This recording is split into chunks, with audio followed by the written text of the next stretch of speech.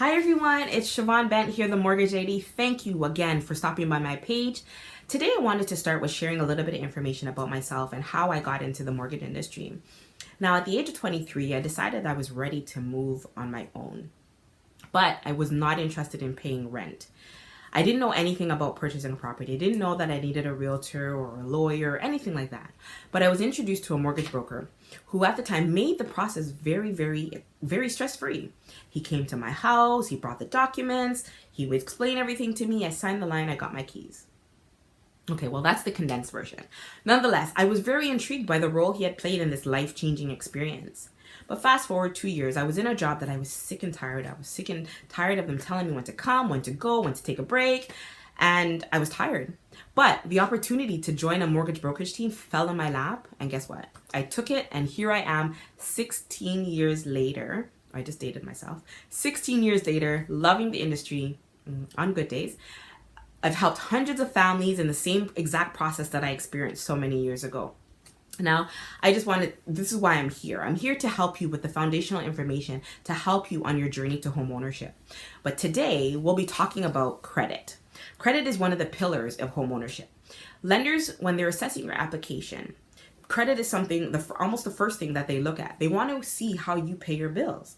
Like if you have a credit card with $5,000 and you're not managing that, how are you going to manage their loan for $500,000? Right? So I'm going to share some tips with what they're looking for from the lender's perspective. So they want to see a minimum of 2 years of established credit, right? So we're in 2015, so you would have had to have your credit open at least 2015, right? And that's the minimum. These days, they prefer a little bit longer, but 2 years. You need to have 2 active trades. What does that mean? You need to have 2 major credit cards, so a MasterCard, a Visa, a personal loan and a Visa, or a car loan and a MasterCard. Any combination of 2 credit cards, 2 credit accounts that report on a monthly basis. They want to ensure that you're making at least your minimum payment on time every month.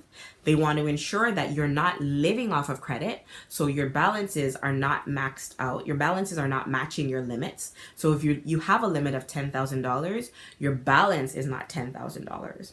They want to ensure that you're not shopping around for credit. You're not at the future shops. You're not at the TDs. You're not at Royal Banks applying for unnecessary credit.